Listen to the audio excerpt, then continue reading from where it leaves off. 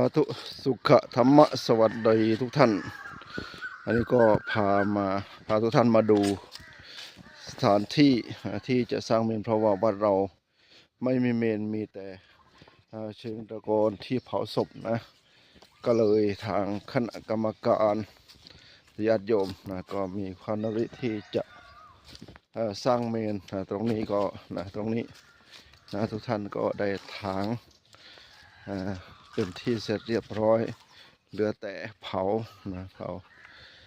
ก็ท่านใดที่มีจิตศรัทธาที่จะร่วมสร้างเมนก็ขอเจริญพรนะบริจาคได้ช่วงนี้ก็เบื้องต้นก็จะภาพที่ดินคันละ250 บาทเพื่อถมที่ตรงนี้นะทุกท่านทุกคน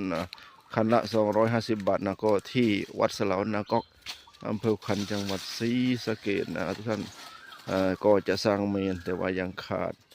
ที่ดินถมที่นะทุกท่าน